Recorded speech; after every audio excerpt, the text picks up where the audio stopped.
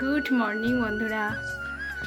তো আমার চ্যানেলে আরও একটি নতুন ব্লগে তোমাদের অনেক অনেক স্বাগত জানিয়ে আজকের ব্লগটি শুরু করছি। বাজে এখন প্রায় হচ্ছে 8টা বেজে গেছে,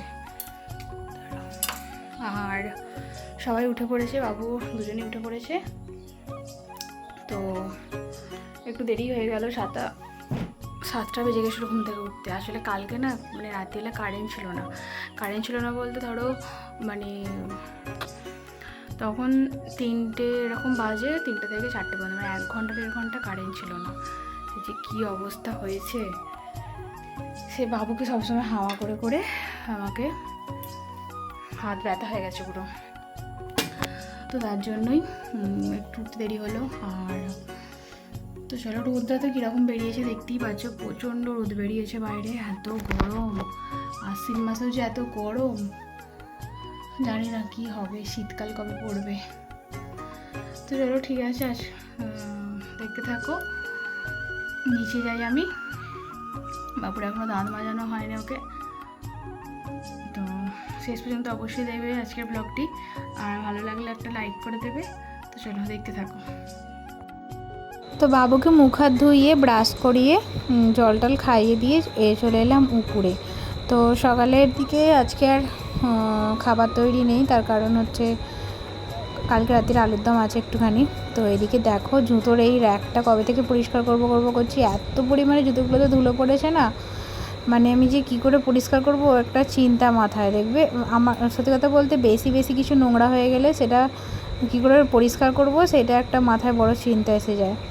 তো যাই হোক, ভয় না পেয়ে যেহেতু আমাকেই করতে হবে, আর পুজোর আগে তো ঘরদোর পরিষ্কার, বুঝতেই পারছো পুজোর আগে ঘরদোর পরিষ্কার করার একটা মানে এনার্জি বলো, ভালো লাগা বলো, একটা আলাদাই ব্যাপার থাকে। মানে পুজো আসছে সেই আনন্দে সব ঘরদোর পরিষ্কার করা হয়।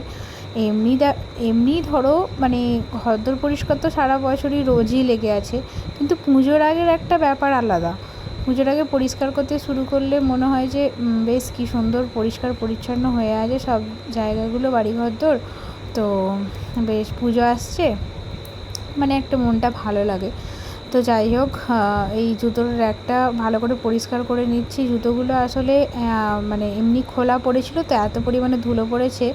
তো আমি দেখো এই সব মুছে টুছে ভালো করে পলিথিনে ভরে রাখছি। সব কটা জুতোই পলিথিনে ভরে রাখবো, নাহলে নোংরা হয়ে যায়। আর পরার সময় বার করে অনেক দিন ধরে একটা জুতো পরে থাকলে সেটা যদি অনেক দিন পরে পরতে যাওয়া হয়, তো সেই জুতোটাতে এত পরিমাণে ধুলো পড়ে যে তোমার আর পরতেই ইচ্ছা করবে না। তাই জন্য এই দেখো বাক্সয় পলিথিনে সব জুতোগুলোকে ভালো করে মুছে টুছে ভরে রাখছি। আর বাবুর এই ছোটো ছোটো জুতোগুলোকে দেখছি, অনেক জুতো তো ছোটো হয়ে গেছে, তো সেই ছোটো জুতোগুলো এখন কি করব সেটাই চিন্তা। ওই ছোটো জুতো ছোটো জামা ঘর ভর্তি হয়ে যাচ্ছে, কী যে করি এগুলোকে নিয়ে। ধরো ফেলে দিতেও ইচ্ছা করছে না, কোথায় বা ফেলবো এই জিনিসগুলোকে, ওদের জিনিস তো পুরোই নতুন থাকে, শুধু ছোট হয়ে যায়। তো যাই হোক, ওদিকে দেখো জুতোর র্যাকটা ভালো করে পরিষ্কার করে নিয়ে, এইখানটা তো জুতোর র্যাকটা থাকে, এবার এইখানটা না মানে মোছা হয় না, ওই কোনটা তো কোনটা পুরো একদম নোংরা হয়ে গেছে, আর সেই পোকাতে কেমন টিপ টিপ দাগ করেছে। তো সেগুলো ভালো করে ঘষে ঘষে মুছছিলাম, কিন্তু দাগগুলো ওঠেনি। তো যাই হোক, তাদের করে মুছে টুছে নিই, ওর বাবাকে আবার খেতে দিতে হবে নিশ্চয়, যাই আগে। বাবুকে খাইয়ে দিয়েছি, ওর ছাতু খাইয়ে দিয়েছিলাম ওকে আজকে।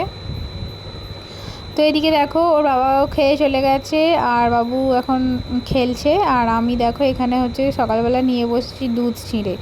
আজকে ইচ্ছা হলো দুধ ছিঁড়ে আর কলা, এখন তো দুধ আছে ঘরের দুধ, তো যখন তখন পাবো দুধটা আর কি। তো সকালের দিকে খাওয়া অভ্যাস নেই, তাও আজকে ইচ্ছা হলো, তাই এটাই আজকে ব্রেকফাস্ট করব। তো চলো খাওয়া দাওয়া করে ওই দেখো এক বালতি পুরো একদম মেজে নিয়ে চলে এলাম। আজকে অনেক বাসন হয়েছিল জানো তো। তো সকাল থেকে একটুও বসার সময় পাচ্ছি না, আজকে একটার পর একটা কাজ লেগেই আছে। আর আমার এই দুদিন এমন একটা অভ্যাস হয়েছে, সব কিছুতেই তোমার খালি বারবার করে মাজতে ইচ্ছা করছে, ধুতে ইচ্ছা করছে, কেন জানি না। তো দেখো কারেন্ট সেই কখন গেছে, তখন 12টা 12:30 বাজে, তো 2:30 বেজে গেলে এখনও কারেন্ট আসেনি। এই খেয়ে দিয়ে বাবুকে ঘুম পাড়াবো কি আমি শোবো, তার উপায় নেই। কালকে রাত্রিও কারেন্ট ছিল না, আজকেও কারেন্ট নেই।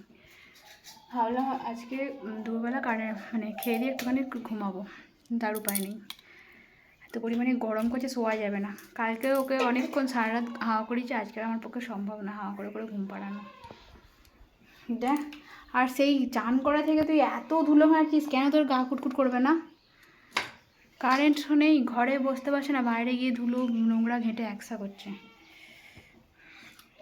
তো চলো, উপরে আছি এখন, কারেন্টটা আসলে নিচে যাবো। উপরে এই বারান্দাটাতে একটু একটু হাওয়া দিচ্ছে। আর এই বাক্সটা দেখতে ইয়ে হয়েছে, এলোমেলো হয়ে গেছে, একটু একটু গুছোবো। ওইখানটা গিয়ে বসে গুছো ওই হাওয়ার কাছে। ওই বারান্দা ওই ছাদের সামনেটাতে বসলে একটু তবু হাওয়া আসবে।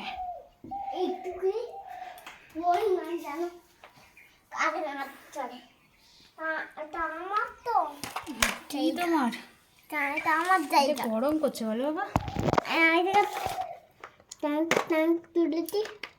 চলো এটা তুমি গুছাই। তো বাক্সটা গুছাচ্ছিলাম, তো ভাবলাম একবার আমার এই সব কিছু কানেরগুলো, তোমার কানের বলো, হার বলো, যা কিছু ইমিটেশনের জিনিস আছে সব কিছু একবার শেয়ার করি তোমাদের সাথে।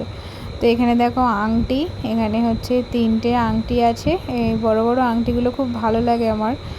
আর এই যে ছোটো ছোটো কানের, এই কানেরগুলো হচ্ছে বিয়ের আগের, মানে কানেরগুলো দেখলেও অনেক স্মৃতি মনে পড়ে আর কি। বিয়ের আগে সব একটা একটা করে কিনেছিলাম পুজোর সময়, ধরো মানে তখন জামার ম্যাচিংয়ে কিনতাম আর কি। আর এইটা হচ্ছে ওই যে দুটো কানের আছে, একটা হাড়ের লকেট আছে। এইটা দিদি দিয়েছে, মানে আমার ননদ দিয়েছিল আগের বছর পুজোর সময় না কিছুর সময় একটা দিয়েছিল, আমার ঠিক মনে পড়ছে না। আর এদিকে একটা ছোট্ট টপ, বেশ ভালো লাগে ওইটা। তো চলো একটা one of the my favourite কানের দেখাচ্ছি তোমাদের। এটা হচ্ছে মানে এটা খুব প্রিয় আমার, খুব ভালো লাগে এটা। এটা বিয়ের পরেই কেনা, আর এখানে ভালো করে ঠিক ফোকাস হচ্ছে না। অনেক দিন ধরেই ভাবছি আমি আমার এই ইয়াররিংসের কালেকশানগুলো তোমাদের সাথে শেয়ার করব, কিন্তু ঠিক হয়ে উঠছে না। তো আজকে ভাবলাম কারেন্টও চলে গেছে, বসে বসে এখানে কী করবো এটা গুছিয়েছিলাম, তো ভাবলাম তাহলে এইগুলো তোমাদেরকে একটু দেখাই। আর এটাও একটা, এইগুলো হচ্ছে বিয়ের পরের কেনা, মানে যেগুলো ধরো একদম শাড়ির সাথে পরার মতন কানের দেখতে পাচ্ছ সেগুলো সব বিয়ের পরে কেনা। আর যেগুলো চুড়িদারের সাথে এরকম টপ মতন কানের, এগুলো হচ্ছে সব বিয়ের আগেকার কেনা, এরকম আর কি ব্যাপার। বিয়ের আগে শুধু তোমার এইরকম কালারিং, মানে সব কিছু জামার সাথে পরা যাবে সেরকম কিনতাম। এইটা একটা কানের, এটা আমার কানেরটা খুবই ভালো লাগে, সব কানেরগুলিই ভালো লাগে বলেই কিনেছি। তো যখন আবার ধরো আবার কানের দেখতে পাই তখন মনে হয় যে যেন বাড়িতে কানের নেই। আর এইগুলো কী বলো তো, পুরাতন হয়ে, এগুলো সব বিয়ের আগে পরতাম আইবুড়োবেলায়, মানে পুরাতন হয়ে গেছে, এখন আর ঠিক পরতে ইচ্ছা করে না। আর এখনও তো জামার সাথে বলো, শাড়ির সাথে বলো, ম্যাচিং করে অত কিছু পরা হয় না। আর ওই যে ব্লু কালারটা দেখলে, ওই কালারটা আমার খুব ভালো লাগে, ব্লু কালারের যে রয়্যাল ব্লু কালারটা না আমার খুব ভালো লাগে। এই কানেরটা দেখো থেকে থেকে মানে কীরকম একটা জং মতন ধরে গেছে, পরিনি, মনে হচ্ছে একবারই পরিনি, জানি না, মনে পড়ছে না পরেছি বলে। এই কানেরটা হয়তো একবার পরেছিলাম, হ্যাঁ একবারই পরেছিলাম। তো এটাও বেশ ভালো লাগে, ময়ূর ময়ূর দেখতে লাগে। এটা এখনও, হ্যাঁ একবার পরেছিলাম, এটা একবার পরেছিলাম। হ্যাঁ, আর এই কানের, এই এত বড় বড় কানেরগুলো না এখন আর মুখে মানায় না, অনেকটা চোখ মুখগুলো শুকিয়ে গেছে তো আগের থেকে, তাই জন্য এগুলো আর এত মানায় না। এই কানেরগুলো, এই দুটো কানের যে দেখছো এইগুলো হচ্ছে সব বিয়ের আগেকার কেনা, দেখে বুঝতেই পারছো ছোটো ছোটো সব চুড়িদারের সাথে পরবো বলে কিনেছিলাম।